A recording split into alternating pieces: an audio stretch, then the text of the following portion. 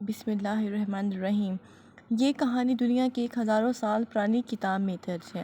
ہر ایک لفظ جو میں آپ کو بتانے والی ہوں وہ سچ پر مبنی ہے۔ ہو سکتا ہے کہ آپ کو کچھ باتوں پر یقین نہ ہو، لیکن سچ اکثر فرضی داستان سے مختلف ہوتا ہے۔ ابتدا میں انسان کے خلق کیے جانے سے پہلے، آسمان زمین کے بننے سے بھی پہلے، ستاروں، وقت اور روشنی کے وجود میں آنے سے پہلے خدا کا وجود تھا۔ وہ بغیر ابتدا کے ازل ہی سے موجود تھا، لیکن وہ تنہا نہیں تھا۔ خدا ثالوث کے طور پر اپنے آپ سے ہم کلام ہوتا تھا، لیکن خدا اپنی زندگی بانٹنا چاہتا تھا۔ وہ دوست اور پڑوسی بنانا چاہتا تھا۔ بائبل بیان کرتی ہے کہ خدا نے شروع میں بے شمار قسم کے فرشتوں کو خلق کیا تاکہ وہ اس کے تخت کے گرد اس کی حمد کرے، لیکن ان میں سے ایک جو لوسیفر کہلاتا تھا، اس نے 1/3 فرشتوں کے ساتھ بغاوت کی۔ خدا نے ان سب کو آسمان سے گرا دیا اور لوسیفر کا نام بدل کر شیطان رکھ دیا۔ لیکن یہ کہانی فرشتوں کی نہیں، بلکہ اس میں خدا کے انسان کے ساتھ کام کرنے کا ذکر ہے۔ ابتدا میں خدا نے زمین اور آسمان کو بنایا۔ زمین ویران و سنسان تھی اور خدا کی روح پانی کی سطح پر جنبش کرتی تھی۔ اچانک خدا نے تاریکی سے کہا کہ روشن ہو جا، اور وقت جیسا کہ انسان سمجھتا ہے یوں شروع نہیں ہوا۔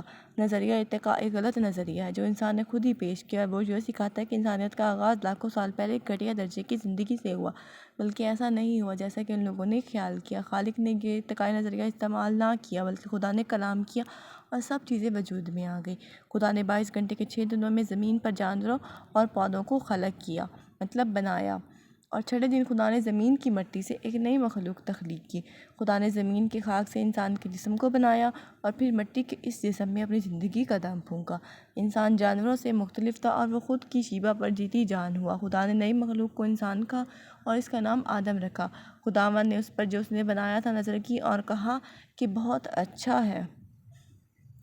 خدا ہر روز آدم سے کلام کرتا تھا اور سب کچھ بہت اچھا تھا۔ خداوند جانوروں اور پرندوں کو آدم کے سامنے لایا تاکہ وہ ان کے نام رکھے۔ جیسے جیسے جانور گزرتے گئے، آدم کو احساس ہوا کہ اس کا کوئی مددگار نہیں ہے۔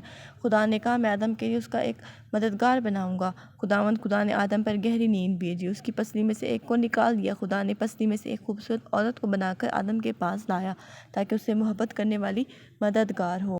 خدا نے آدم کو جگایا اور عورت کو آدم کے پاس لایا اور ان سے کہا کہ پھلو اور بڑھو، زمین کو معمور و محکوم کرو، اور آدم نے اپنی خوبصورت بیوی کا نام حوا رکھا۔ یہ میری ہڈیوں میں سے ہڈی اور میرے گوشت میں سے گوشت ہے۔ شیطان یہ سب کچھ دیکھ رہا تھا۔ آدم اور حوا دونوں ننگے تھے، لیکن وہ اور بچوں کی طرح اپنے ننگے پن سے ناواقف تھے۔ وہ باغ عدن میں بہت خوش تھے۔ کسی قسم کے گناہ کا تصور نہ تھا، نہ ہی بھوک تھی وہاں، نہ سردی تھی، نہ ہی گرمی۔ خدا نے ان درختوں کے متعلق حکم دیا کہ تو باغ کے ہر درخت کا پھل کھا، لیکن نیک و بد کی پہچان کے درخت کا پھل جو کہ باغ کے بیچ میں ہے کبھی نہ کھانا، کیونکہ جس روز تو نے اس میں سے کھایا تو مرا۔ خدا نے ایک خوبصورت باغ بنایا اور آدم کو اختیار دیا کہ اس پر دنیا پر حکمرانی کرے۔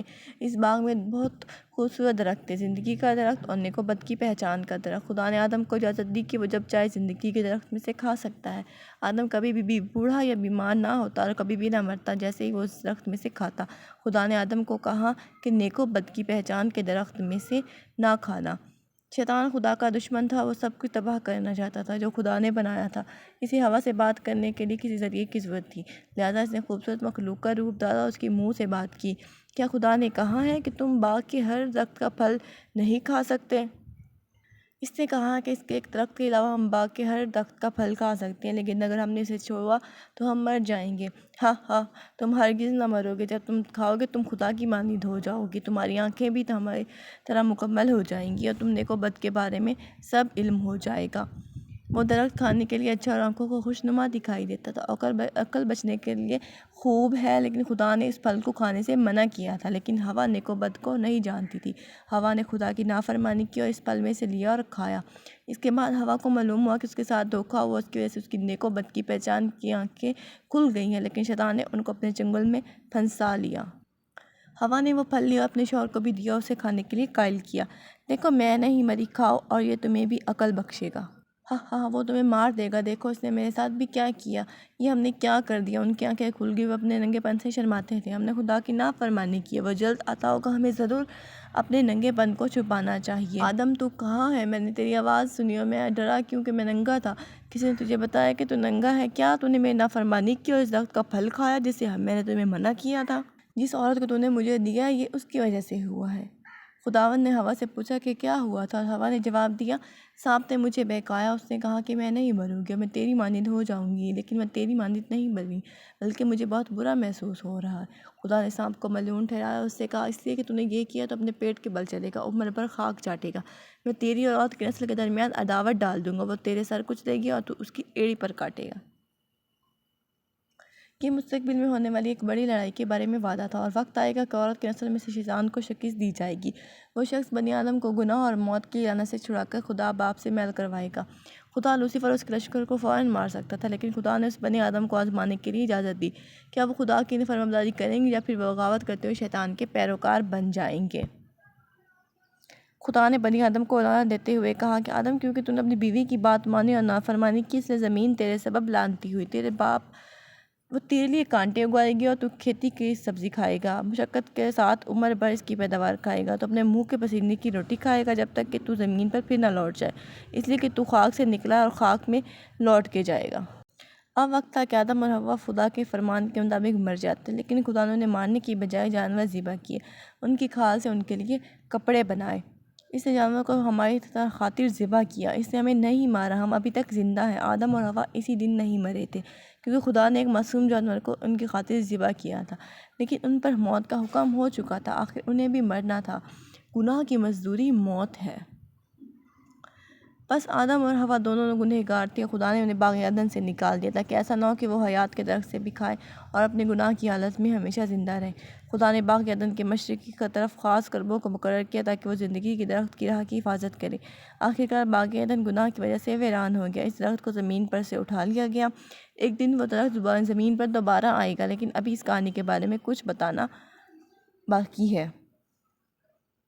آدم اور حوا کے کئی بچے ہوئے، ان کے بچوں کے بیٹے اور بیٹیاں ایک دوسرے سے شادیاں کرتے تھے، ان کی نسل اسی طرح بڑھتی رہی۔ ان کا پہلا بیٹا جس کا نام قائن تھا وہ سبزیاں اور پھل اگاتا تھا، ان کا دوسرا بیٹا جس کا نام بابل تھا وہ بھیڑ بکریاں چراتا تھا۔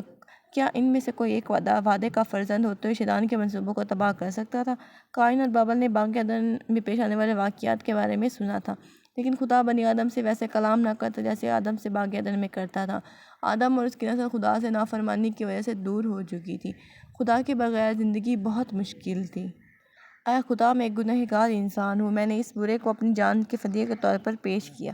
پھر ایک دن ایسا آیا جس میں آدم کے دونوں بیٹوں نے خدا کی عبادت کرنے کے لیے قربانی پیش کرنے کا سوچا۔ ان کے والد نے انہیں باغ عدن میں ذبح ہونے والے جانوروں کے بارے میں بتایا تھا، اس وجہ سے بابل نے ایمان رکھتے ہوئے جانور ذبح کر کے خدا کو پیش کیا۔ قائن نے خدا کو بہترین قربانی پیش کی، لیکن وہ فدیے کی قربانی نہیں تھی۔ قائن نے اس بات سے بے خبر خدا کو ناراض کیا ہے۔ اے خدا، میری اس سے بہترین قربانی کو قبول فرما، کیا ان آدمیوں میں سے کوئی وعدے کا نجات دہندہ ہوگا؟ نہیں، خدا نے قائن کی قربانی کو رد کر دیا، کیونکہ وہ خون کی قربانی نہیں تھی۔ خدا بابل کی قربانی سے خوش ہوا، جب اس نے جانور کے بہائے جانے والے خون کو دیکھا تو اسے معاف کر دیا۔ خدا نے قائن سے کہا کہ اگر تو وہی کرے گا جو تجھے کرنا روا ہے تو میں تجھ سے بھی خوش ہوں گا، تو اپنے بھائی بابل پر حکمرانی کرتا، وہ تیرے ماتحت ہوگا۔ کیا تم مجھ سے زیادہ بہتر ہو؟ میری سبزیاں اور پھل اس ذبح کیے ہوئے بڑے سے زیادہ قیمتی ہیں؟ کیا تم مجھ سے زیادہ خاص ہو؟ میرے بھائی، ابھی بھی تم خون کی قربانی پیش کر سکتے ہو، اور میں تیری بالکل بھی نہیں سنوں گا۔ ان دونوں میں لڑائی ہو گئی اور بابل کی موت ہو گئی۔ قائن اپنے گناہ کی سبب چھپنے لگا، لیکن قائن اپنے برے کام خداوند سے نہ چھپا سکا۔ خدا سب کچھ لکھتا اور جانتا ہے۔ قائن، تیرا بھائی بابل کہاں ہے؟ میں نہیں جانتا، میں اپنے بھائی کی رکھوالی نہیں کرتا۔ تیرے بھائی کا خون ابھی تک زمین پر ہے، مجھے تیرے برے اعمال دکھاتا ہے۔ خداوند سب کچھ جانتا ہے، وہ ہر ایک وقت چکھتا ہے، کوئی بھی چیز اس سے پوشیدہ نہیں رہ سکتی۔ اس نے دیکھا کہ قائن نے بابل کے ساتھ کیا کیا۔ خداوند نے قائن پر لعنت بھیجی اور وہ جنگلوں میں اپنی بیوی کو لے کر بھاگ گیا۔ اس گناہ کے احساس نے اسے نہایت غم اور تکلیف میں مبتلا کر دیا۔ قائن وعدے کا نجات دہندہ نہ بن سکا، بلکہ اسے خود نجات کی ضرورت تھی۔ جب انسان پہلی بار تخلیق کیا گیا تو اپنے رشتہ داروں کے آپس میں شادیوں سے جو نقائص پیدا ہوتے ہیں وہ وقت کے سامنے نہیں آئے تھے۔ بعد میں یہ ایک گمگین مسئلہ بن گیا تو خداوند نے حکم دیا کہ قریبی رشتہ داروں میں شادیاں نہیں کریں۔ خداوند کا وعدہ جو ایک نجات والے بیٹے کے بارے میں تھا، اس کا کیا بنا؟ آدم اور حوا ایک اور بیٹا تھا، اسے سیت کہتے ہیں، اس سے کئی اور بیٹے بیٹیاں بھی پیدا ہوئے تھے۔ خداوند نے مجھے ایک اور لڑکا بچھایا جو اس کی جگہ لکھا جسے قائن نے مارا تھا۔ سیت کا ایک بیٹا تھا، اس کے بیٹے کا بھی ایک بیٹا ہوا، اور بہت سے اور بیٹے بھی پیدا ہوئے، لیکن کوئی بھی گناہ کی لعنت اور موت کو ختم کرنے کے لیے ابھی تک نہیں آیا تھا۔ جلدی زمین بہت سے شہر، گاؤں اور کھیتوں میں بٹ گئی تھی۔ خداوند نے فرمایا میں زمین پر انسان کو بنا کر ملول ہوا، میں زمین میں ہر چیز کو تباہ کر دوں گا۔ شیطان جو خدا کی بادشاہ سے نفرت کرتا تھا یہ دیکھ کر بہت خوش ہوا تھا کہ خداوند نے ہر ایک کو مار دیا۔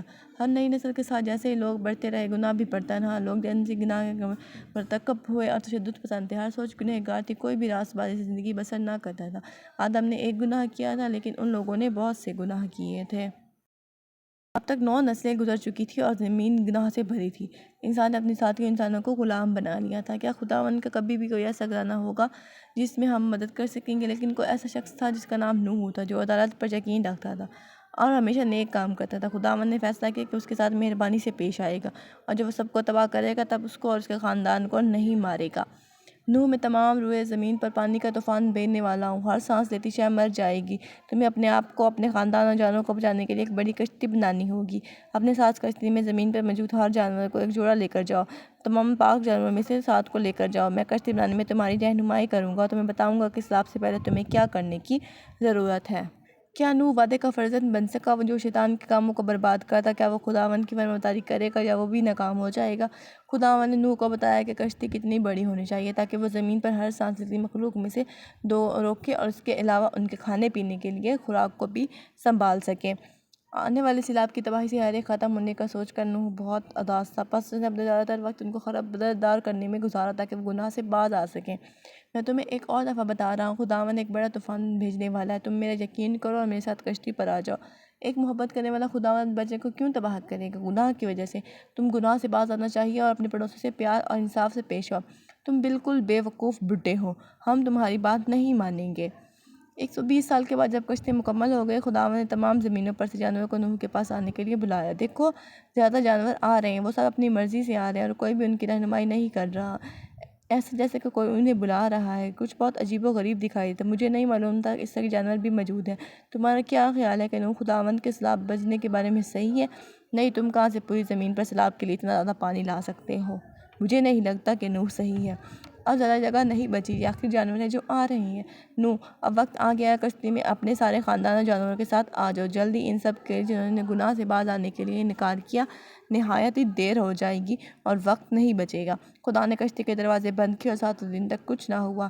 بے وقوفوں کی طرح دیکھو، خشک زمین پر پانی سے دور انہوں نے اپنے آپ کو سب جانوروں سمیت بند کر لیا۔ شیر انہیں اب کھا چکے ہوں گے، وہ تقریباً 1 ہفتے سے وہاں ہیں۔ لیکن 7 دن بارش شروع ہو گئی، زمین کی گہرائی میں جمع شدہ پانی سطح پر آیا۔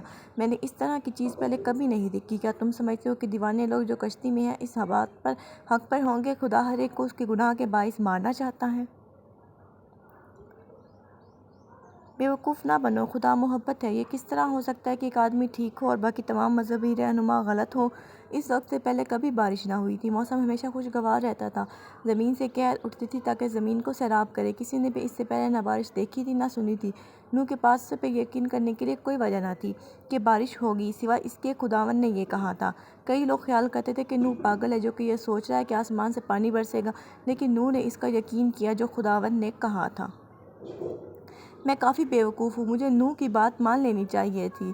اس میں سے ایک عورت بولی، اے خدا میرے بچے کو بچا۔ سب لوگ سیلاب میں ڈوب رہے تھے۔ جب تک لوگوں کو احساس ہوا کہ نوح ٹھیک کہہ رہا تھا اس وقت تک بہت دیر ہو چکی تھی۔ 40 دن اور رات بارش برستی رہی جب تک کہ پانی نے ساری زمین کے تمام پہاڑوں کو ڈھانپ نہ لیا۔ ہر جاندار سانس لیتی مخلوق مر گئی سوائے ان کے جو کشتی میں نوح کے ساتھ تھے۔ اس سے پہلے کہ وہ کشتی چھوڑتے 1 سال سے زیادہ کا عرصہ گزر چکا تھا۔ میں خوش ہوں، جب پانی اترے گا پھر ہم یہ کشتی چھوڑ سکتے ہیں۔ آخرکار نوح نے ایک کبوتر چھوڑا، وہ اپنے منہ میں ایک پتی لے کر واپس آئی جس کا مطلب تھا کہ کہیں پر درخت نے گنا شروع کر دیا تھا۔ بعد میں اس نے دوبارہ کبوتر کو بھیجا تو اس کا مطلب تھا کہ اس کے رہنے کے لیے ایک مناسب جگہ مل گئی تھی۔ کافی عرصے کے بعد کشتی ایک پہاڑ کی چوٹی پر جا کر ٹھہر گئی جو کہ ارتات کہلاتا تھا۔ سب نے نئی زمین پر اترے، ایک ایسی زمین جو گناہ کے بغیر تھی۔ نوح نے ایک مذبح بنایا اور خداوند کو جانور کی قربانی پیش کی۔ گرچہ نوح ایک نیک آدمی تھا لیکن اس کے دل میں ابھی تک گناہ موجود تھا۔ خون کی یہ قربانی جو خداوند کو پیش کی گئی تھی وہ نوح اور اس کے سارے خاندان کی زندگی بچانے کی عوض تھی۔ جانور ان 8 لوگوں کو ظاہر کرتے ہیں جنہیں سیلاب میں مر جانا چاہیے تھا لیکن وہ خدا کے فضل سے بچائے گئے، بلکہ اسی طرح تھا جیسا کہ خداوند نے باغ عدن میں کیا تھا، جانوروں کو مار کر آدم اور حوا کے لیے لباس بنایا۔ میں تمہاری یادگاری کے طور پر آسمان میں ایک اوسے قضا دوں گا کہ میں دوبارہ بھی زمین کو پانی سے تباہ نہ کروں گا۔ تم بہت سے بچے پیدا کرو، پھلو پھولو اور ساری زمین کو دوبارہ معمور کر دو۔ میں جانور بتاؤں گا جو انسان سے ڈریں گے۔ تم ہر وہ مخلوق کھا سکتے ہو جو زندہ اور زمین پر رینگتی ہے، بلکہ اسی طرح جیسا کہ تم سبزیاں اور جڑی بوٹیاں کھاتے ہو، لیکن تم کسی جانور کا خون نہ پینا، کسی انسان کو جان سے نہ مارنا۔ اگر کوئی کسی کو قتل کرنے کا ذمہ دار ٹھہرا تو وہ بھی دوسرے انسان سے مارا جائے گا۔ اگر کوئی شخص دوسرے شخص کا خون بہائے تو وہ دوسرے لوگ کی گناہ کی قیمت کے طور پر اس کا خون بھی بہائیں گے، کیونکہ خون میں زندگی ہے۔ نوح کے ساتھ بنا اور انگور کے درخت لگائے۔ نئی دنیا صرف 4 خاندان کے ساتھ تنہا تھی، لیکن جلد ہی اس کے بیٹے کے اپنے بچے پیدا ہوئے۔ نوح نے دریافت کیا کہ پھل کو ایک برتن میں رکھنے اور اسے کچھ ہفتوں تک چھوڑ دینے سے ایک نشاور مشروب تیار ہو جاتا ہے، جس نے اسے مذاق خیز بننے پر مجبور کیا۔ نوح کو وہ مشروب اتنا زیادہ پسند تھا کہ بعض اوقات وہ اس کی وجہ سے اپنا کام نہ کر سکتا تھا، وہ نشے میں دھت ہو کر گر جاتا۔ اس وجہ سے اسے ایسی حرکتیں سرزد ہو جاتی جو خداوند کو ناپسند تھیں۔ ایک دن نوح اس قدر نشے میں تھا کہ اس نے اپنے آپ کو برہنہ کر لیا، اپنے حواس میں نہ رہا۔ اس کے بیٹے حام نے اپنے باپ کی برہنگی پر نگاہ کیا، اسے دیکھ کر خوش ہوا۔ اس نے اپنے بھائیوں کو مذاق خیز انداز میں وہ سب کچھ بتایا جو اس نے دیکھا تھا۔ جب نوح جاگا، اس کے بیٹوں نے اسے بتایا کہ حام نے کیا کیا تھا۔ تیرا بیٹا کنعان اور اس کی نسل تیرے بھائی سیم کی نسل کے غلام ہوں گے۔ کئی سالوں بعد یہ پیشگوئیاں پوری ہوئیں۔ کنعانیوں نے فلسطین پر قبضہ کیا اور آخرکار یہودیوں کے غلام بنے۔ نوح اور اس کے خاندان نے خدا کے فضل سے برکت پائی۔ خدا نے 8 لوگوں کے علاوہ باقی سب کو مار دیا تھا۔ کچھ عرصے بعد دریافت مغرب اور شمال کی طرف بہنے اور پھلنے پھولنے کے لیے چلا گیا۔ سیم مشرق کی طرف آیا اور ایشیا میں آباد ہوا۔ حام جنوب کی طرف گیا اور افریقہ اور جنوبی ایشیا میں آباد ہوا۔ اس کے بیٹے کی نسل کنعانی، وہ مقام جو آج فلسطین کہلاتا ہے، میں آباد ہوئی۔ پس دنیا بھر سے آبادی ہوئی۔ نوح کے بیٹے حام کا ایک بیٹا تھا جس کا نام کوش تھا، پھر کوش کا ایک بیٹا تھا جس کا نام نمرود تھا۔ نمرود بڑا ہو کر ایک طاقتور شکاری بنا اور تمام روئے زمین پر نامور۔ اس نے خدا کی فرمانبرداری سے انکار کیا اور اپنا ایک جھوٹا مذہب شروع کیا جس کا نام بابل تھا۔ بابل کے لوگ زمین پر پھسلنے اور آباد ہونا چاہتے تھے جیسا کہ خداوند نے حکم دیا تھا، اس لیے وہ اکٹھے ہوئے اپنی عبادت کے مرکز کے طور پر ایک بڑا اور اونچا مینار تعمیر کیا، لیکن جس کی وہ عبادت کر رہے تھے وہ ان کا خالق نہ تھا۔ شیطان نے لکڑی، پتھر اور دھات سے بنے ہوئے دیوتا بنانے کے لیے ابھارا۔ خداوند زمین پر ان کے بکھرنے کے لیے انکار سے ناراض تھا، پس انہوں نے مختلف زبانیں بولنا شروع کر دی۔ Can you guys understand what I am saying؟ Chinese زبان۔ مزدور ایک دوسرے کی زبان نہ سمجھ سکے، اس لیے وہ اپنا کام جاری نہ رکھ سکے۔ ہر زبان کا گروہ مختلف سمت میں چلا گیا۔ کچھ لوگ زمین پر دور دراز کے علاقوں میں چلے گئے، کچھ دور دراز کے جزیروں اور کشتیوں کے ذریعے پہنچے، کچھ شمال میں گئے جہاں سردی تھی، کچھ صحرا میں گئے جہاں گرمی تھی۔ اس طرح خداوند کا زمین کا پھر سے آباد کرنے کا حکم پورا ہوا۔ جیسے ہی زمین لوگوں سے بھر گئی تو گناہ بھی دوبارہ بڑھے، لوگ بتوں کے سامنے جھکے اور زندہ خدا کو بھول گئے۔ اگر آپ کو سٹوری اچھی لگی ہے تو پلیز چینل کو سبسکرائب کر دیجیے گا اور مجھے کمنٹس میں بتا دیجیے گا، میں اس کا سیکنڈ پارٹ اپلوڈ کر دوں گی۔ Thank you very much.